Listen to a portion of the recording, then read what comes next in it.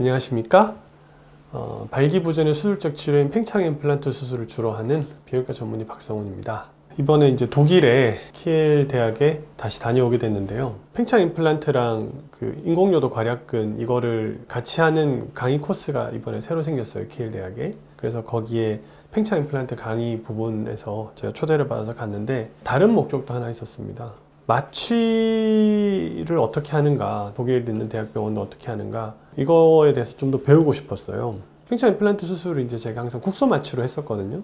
이게 뭐 기계적으로 고장이 났다거나 감염이 있다거나 이런 환자들은 국소 마취를 할 수가 없어요. 흔히 얘기하는 척수 마취를 하고 주로 이제 수술을 했었거든요. 그럴 때마다 이제 저희는 이제 마취과 선생님 초빙해서 이렇게 마취를 하고 그랬는데, 수술 후에 환자들이 마취가 안 깨서 가령 뭐 5시간이고 6시간이고 굉장히 오랫동안 누워 있어야 되는 경우들이 있었거든요.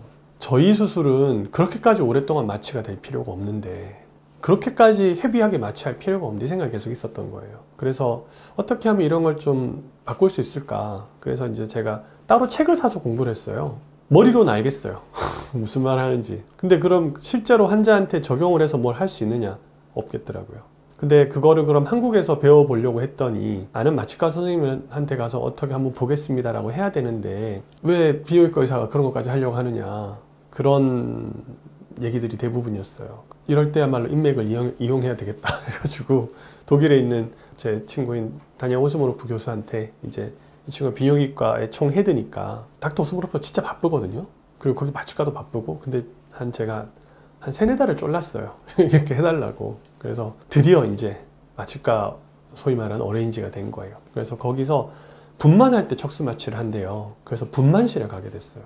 운이 좋았던 게, 척수 마취를 하는데 그게 이제 교수님이 하신 게 아니고 마취과 레전트 2년차 선생님이 이제 척수 마취를 하는 거예요. 당연히 숙련이 안 됐지. 그래서 막 되게 막 버벅버벅 하는 거예요. 그러니까 옆에서 교수님이 보고 있다가 너무 자세하고 친절하게 가르쳐 주는 거예요. 이게 배울 때 레전트 선생님이 워낙 소위 말해서 쉽게 못하니까 제가 배울 수 있는 게 너무 많은 거예요.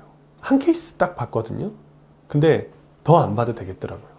그만큼 정말 트레이닝이 좋았어요. 제가 이제 팽창형 수술을 10년 정도 했거든요, 임플란트를. 처음에 할 때는 팽창형 임플란트 그 한 분야만 하기에도 제가 너무나도 배워야 되는 게 많았고 알아야 되는 게 많았어요. 물론 지금도 팽창 임플란트 분야가 계속해서 발전하고 있기 때문에 그걸 계속 배워야 하지만 옛날만큼 압도적으로 많은 정보량을 제가 습득해야 되는 건 아니에요. 근데 제 분야를 하면 더 할수록 제가 전문으로 삼는 범위가 넓어져야 되더라고요. 제가 비형외과 의사라고 해서 마취를 모르면 안 되겠더라고요. 왜? 수술하는 의사가 마취를 이해 못하는데 어떻게 자기 환자를 제대로 볼 수 있겠어요? 정말 좋은 걸 배웠어요. 이거는 절대 누가 얘기해 주질 않아요. 단순히 마취를 어떻게 하고 주사바늘 어떻게 찌르고 이게 아니에요. 마취라는 과정 자체가 정말 어떻게 우리가 바라봐야 될지, 그 더 깊이에는 환자의 몸을 생각하는 그 방식이라던가 이런 것들이 바뀌는 계기가 되는 것 같아요. 그래서 이번에 교육이 되게 성공적이었다고 생각해요. 항상 그렇진 않거든요. 근데 이번에는 굉장히 기뻤어요. 그래서